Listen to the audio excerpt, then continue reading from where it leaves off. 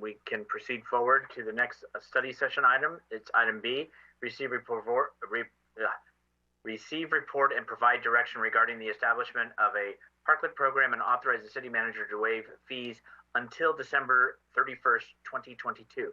City manager. Yes. Mayor and City Council, members of the public, again, Javon Grogan, City Manager.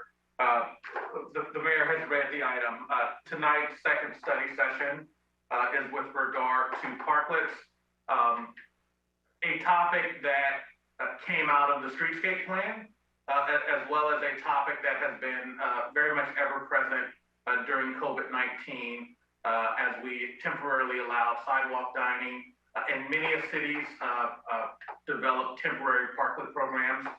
South San Francisco being one of them. If you went downtown South San Francisco, you can see a number of temporary parklets that were allowed. We did not take that step for temporary parklets given the uniqueness of our downtown. And but there have been requests, there have been interest in from council moving forward with concepts in the streetscape plan, with the acceptance of outdoor dining, the desire to continue outdoor dining on a more permanent fashion. Staff did work on the framework of a parklet program and wanted to present that to the City Council tonight for discussion and additional direction.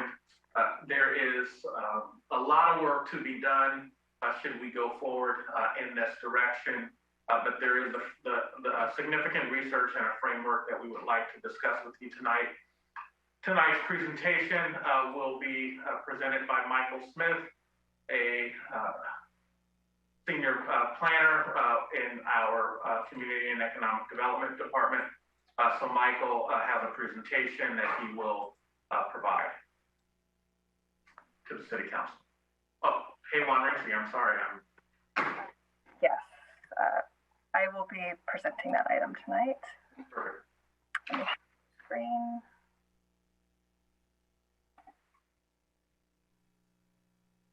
Haywan is our interim Public Works Director. Yes.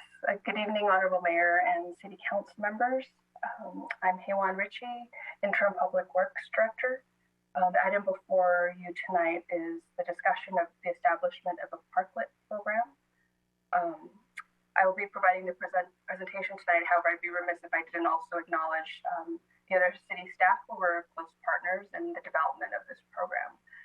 Pamela Wu and Michael Smith from Community and Economic Development Department were key contributors, along with R.A. DeLay and Gage Slice with Fire, Scott Rogie with Police, Jennifer Dianos with the City Manager's Office, Donald Zhao with Building Division, and of course, our City Manager.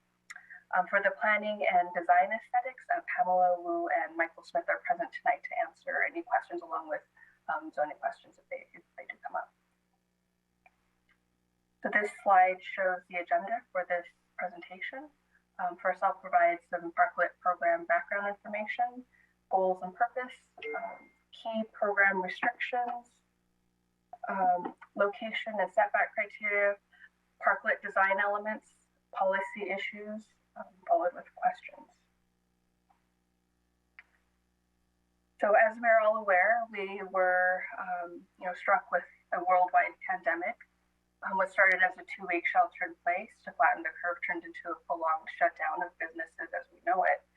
Certain industries like grocery stores had to run on supplies with long lines and shortages, and other industries like restaurants were hit particularly hard with restrictions on operations. As part of Executive Order, City of San Bruno Executive Order number 20-01, the city allowed temporary outdoor dining on public and private property in order to help businesses, restaurant businesses, allow to have higher amounts of business. Order number 20-02 allowed certain fees to be waived for businesses to operate outdoors, occupying sidewalks, public and private parking lots, and street parking spaces. As of June of 2021, the governor's executive orders that put into place the stay-at-home order and the blueprint for a safer economy were terminated. However, businesses were allowed to continue to operate outdoors until the city manager Executive Order 20-02 has been rescinded. And so that has not occurred yet. And so the purpose of the current outdoor business registration program was to allow businesses that could not operate indoors to be able to operate outdoors.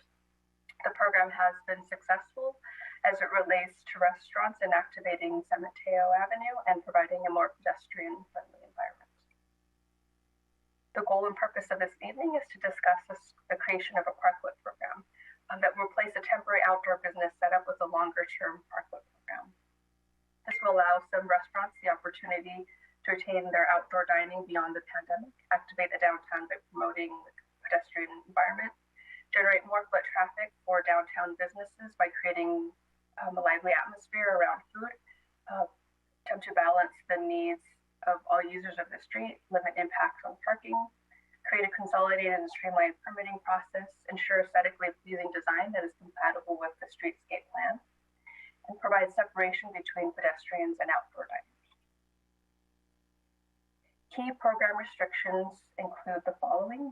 This is limited to restaurants only, limited to downtown San Mateo Avenue only. Private parking spaces cannot be converted for outdoor dining.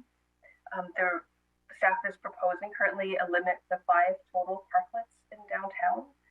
That will be an item that we will return to for policy guidance. Along with that, no more than 2 parklets in any one block.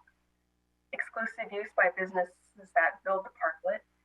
Parklets must be maintained by the business owner, and these improvements are not permanent. So, no bolting into the street or permanent structures that cannot be at some point removed. So that there are various parklet criteria. First is the location criteria. San Mateo Avenue currently is parallel parking, and so it would be limited to the parallel parking spaces. Most parklets are the length of 1 or 2 parking spaces, although the city will consider larger parklets depending on site conditions. A 3-foot inner buffer is required when adjacent to another parallel parking space, and a 2-foot buffer is required when adjacent to a driveway. Corner locations, parklets should be set back from intersections and crosswalks. Setbacks shall be 20 feet for non-signalized intersections and 30 feet from the signalized intersections. Parklets that cannot meet these setback requirements may be considered on a case-by-case basis.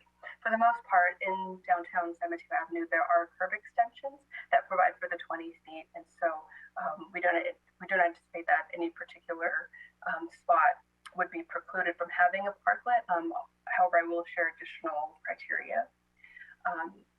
Other location criteria include parklets not being able to be constructed over utility access panels, manhole covers, storm drains, or fire hydrant shutoff valves. They need to be readily accessible for our maintenance and operations.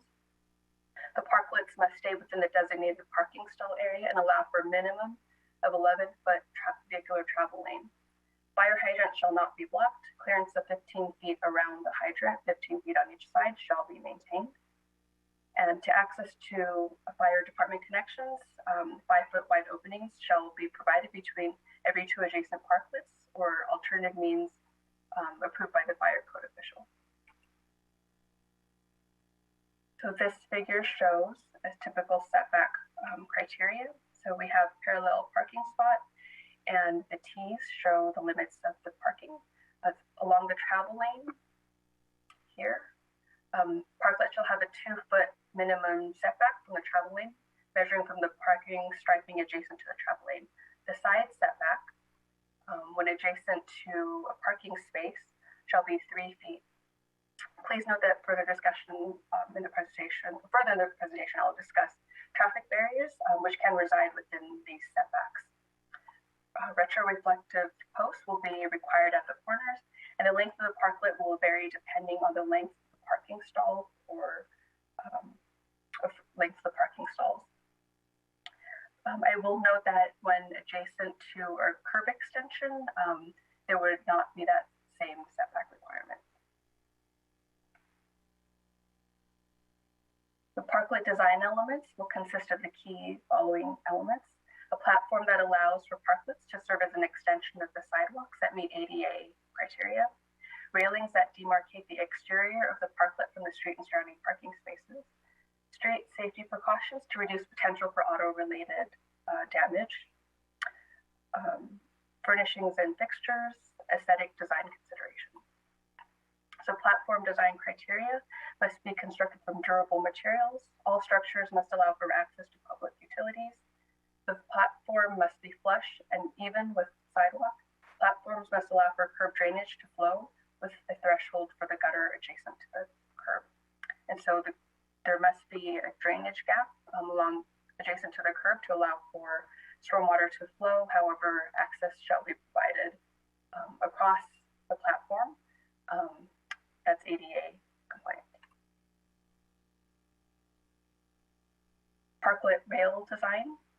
Edge buffers are required at the street edge. This can take the form of planters, railings, cabling, or some other appropriate barrier.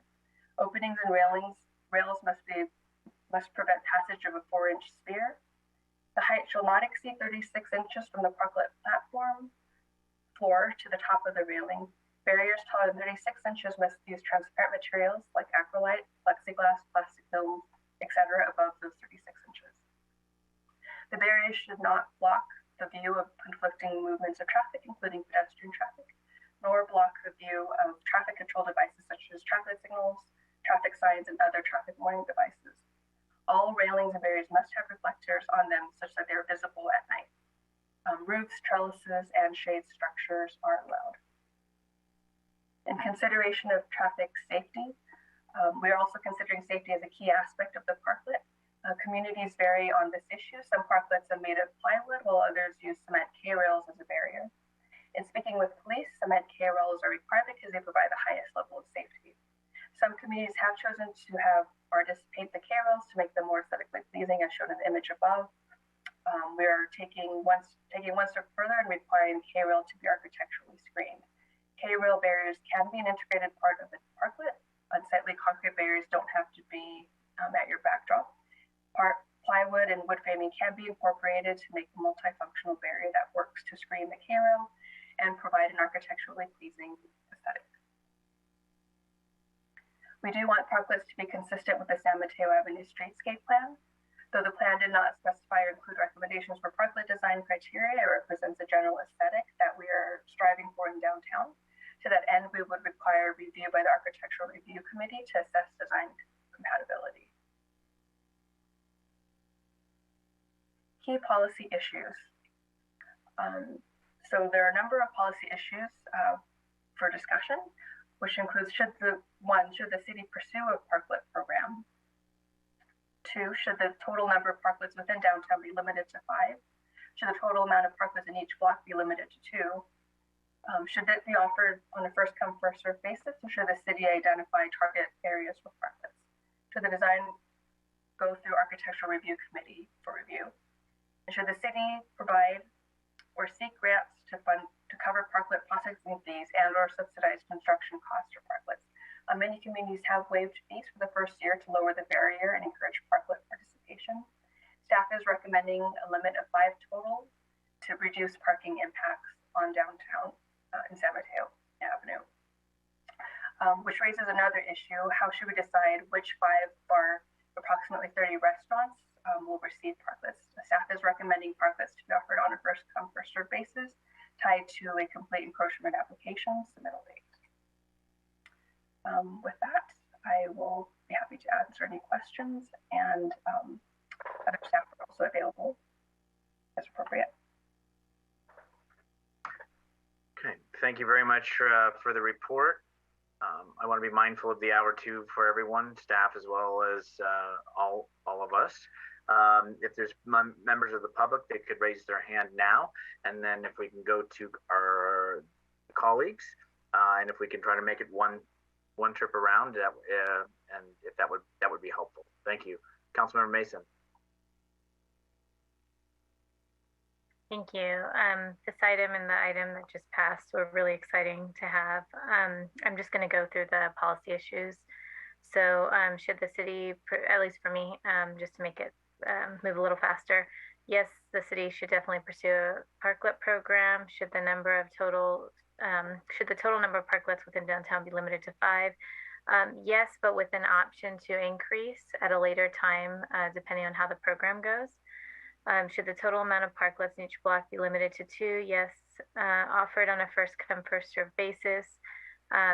Yes, as long as they meet all the standards. Should the architectural review committee review the parklet designs? Yes. Having worked with the ARC, I think that's a great use of the architectural review committee, and I think they'd be actually really helpful in this space. And then should the city provide or seek grant funds to cover parklet processing fees and or subsidized construction costs for parklets? Yes. And I would just add one thing to the policy that I read is I think someone mentioned earlier San Bruno's reputation around just processing times. I do think that if a business is willing to invest in a parklet, that if there's a way to place a time frame that the city responds and inspects, I think that would really behoove both the city and the applicant, just to ensure that the parklet is built as quickly as possible, and then we remove that off staff's plate and we can move on to something else. So thank you for your work on this. This looks great. Thank you, Councilmember. Councilmember Hamilton. So I like the way you did that, Councilmember Mason. So, but rather than go through all the bullets, I'll just say that I agree with all of Councilmember Mason's answers, with a couple of exceptions or clarifications. Regarding having the ARC review the parklet designs, I also agree that that's the appropriate body to do that. My only concern though there is timing, because they only meet once a month, and like, would it be feasible to convene the committee sooner, if it would mean a business being able to get a parklet open sooner. My other question regarding the ARC is what exactly would they be reviewing? So for example, when today the ARC reviews home additions and all that, and they're given blueprints and renderings and all these pictures and all these different things, I would imagine we're not going to necessarily make our businesses go out and get drawings made and all of that when they propose a parklet. So what is the vision for what exactly would go in front of the ARC to review? I may seek the assistance of Michael Smith with our planning division. Yeah, hi. Good evening, Honorable Mayor, members of the council. Michael Smith, part of your planning department staff. Those are excellent questions. So I'll start with the ARC review and kind of what we would be wanting them to review. So there would need to be something that is drawn for the ARC review. It wouldn't necessarily, we haven't necessarily fleshed this out, whether that is done by a licensed architect or what, but there would be something that would need to be drafted, and as much information as possible provided, whether it be material boards, and for someone to kind of walk the ARC and staff through what their vision is for the parklet. Obviously, if we go with a grant program, that could actually facilitate that process to a certain degree, depending on how we structure it. And then your other question was regarding timing, if I'm not mistaken. Right. So the ARC, you're right, does meet once a month. It does require some coordination, but it is my estimation that with the group meeting once per month, that it wouldn't cause a slowdown to the creation of these parklets. I would estimate that these would take a few months to make it to that process, and that it would be incumbent upon the staff who's working on it to kind of estimate when they see this project going forward. So it just takes some coordination, but it shouldn't be slowed down by the process. Okay, great, thank you. So that actually is a perfect segue to my last question, which had to do with the waiving of fees through the end of the year. Given where we are in the year, and as we're in the middle of September, it takes several months to get through one of these to get it out there. That thing had having the deadline be December 31st kind of leapt out at me as not, it doesn't fit with everything else. because it's unlikely that anybody would possibly have a parklet, or even be able to propose one by then. If I can clarify, it's actually to the end of 22. December 22? 2022. I'm sorry, I completely misread that then. I apologize. Okay, I think that's it for me. Thank you. Vice Mayor Medina, then Councilmember Salazar. Yes, this is very exciting. I do have a couple concerns. The cost estimate for something like this with K-Rail, which are pretty expensive to buy or rent. Do we have an approximate cost for a parklet? We did obtain quotes for the K-Rails themselves. I did ask within San Francisco, I know it's a bit of a different setup, a restaurant, what their cost was to construct the San Francisco style parklet, which is more using the plywood.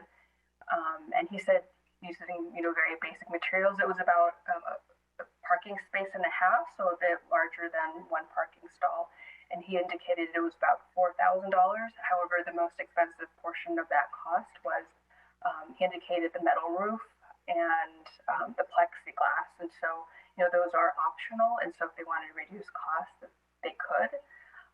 So that's the rough framework for just wood. And then we did receive cost estimates. I can pull them up right now from, apologize, I should have this ready. I want to say it was in the neighborhood for the longest ones. Actually, I don't want to be incorrect on that. So I may need to get back to you on that specific cost. I want to say it was in the range of about $1,000 for the longer ones to purchase, and then you could also rent them. Of course, if you rent them for extended period of time, it could end up making more sense to purchase it outright if you're planning to have them for a long period of time. So I will need to provide you with a more exact estimate on what the K-Rail cost was. But in terms of the platform, which San Francisco does require, that could be done with plywood. That's the rough cost of the construction. Thank you. So the timeline that we're thinking, this would be for next year, for the spring, or is that kind of the idea? I think with council direction, if it is something that wants, that we want to pursue that, we would develop the application materials, and I could see that being an approximate time frame for when we could roll that out. I mean, we'd try to do that as quickly as possible. Sure. As for the outreach from the restaurants that we have we made any contact to see, before we start limiting the number of them, how many people currently are interested? If Jennifer Dianos is available, I don't want to get the numbers wrong. She did help out graciously to contact the various businesses. Jennifer, would you mind taking that question, please? Yeah, hi Juan, thank you. Mayor, members of the City Council, this is Jennifer Dianos. And as part of the project team, I did outreach to not all restaurants on San Mateo Avenue, but a majority of the restaurants on San Mateo Avenue. I did not get to connect with everyone. But from those that I did connect with, there were about 5 or so restaurants that expressed interest. I was very clear that it was a non-committal interest, and so without having specifics, it was hard for restaurants to commit precisely. But there were about 5 that expressed interest. There were also about 5 that expressed no interest, and then several others that either were, would think about it, or I was unable to connect with. Thank you for that. And just wanted to clarify that all of these parklets would be ADA compliant. Yes. Correct. Right. Because there's been a number of, I guess, restaurants that have been, I guess, sued for failing of some compliance issues recently.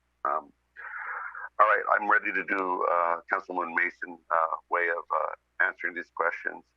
So, yes, the city should pursue a parklet program, limited to 5, but could be expanded depending on the interest. A limit of 2 is fine. I don't know about the first come, first basis. How would you determine if there was 2 people that were 2 restaurants right next to each other, let's say Marimar and Grand Leader, or across the street, that maybe there could be kind of like a drawing or a lottery system, that people need to turn in their application by a certain time, and then can the parklets be shared, I guess is the question I forgot to ask.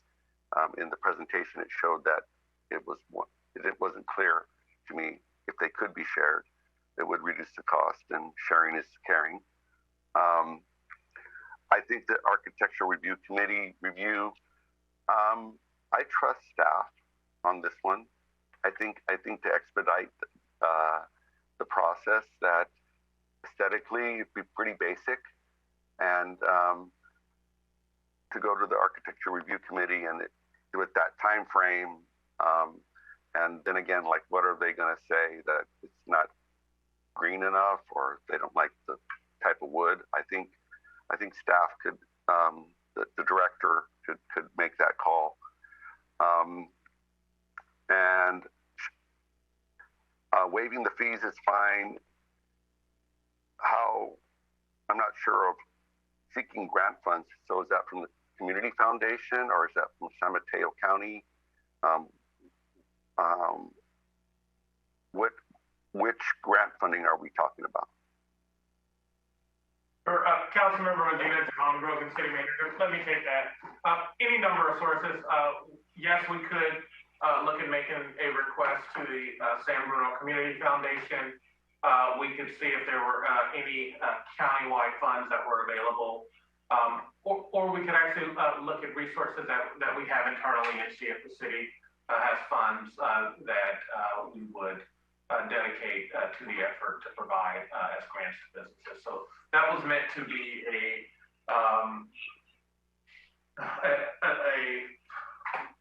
an option that of course requires applications and more work, and also to see if the city has any funds that it could leverage. Okay, and my last question then would be for, I remember there were a couple property or business owners that were a little upset when we tried closing part of downtown to stimulate outdoor dining. The outreach that we're going to put forth to those business owners, I mean, some may not want them right in front of their business. So is there a requirement that it has to be in front of the business, the restaurant? Did I miss that? That would be the basic idea. We would presume that the owner would not want to construct a parklet that, if it's a restaurant full serve business, that that they want to go far distance to access their customers. So more than likely the parklet adjacent to the frontage of the storefront would make the most sense. That could be something that's clarified, that only parklets that are directly adjacent to the restaurant storefront be allowed to use. Unless there was no objection from the other business owner that said, hey, I don't really care, but some may be a little particular about parking spaces. So those are my questions, and thank you for the presentation. Councilmember Salazar.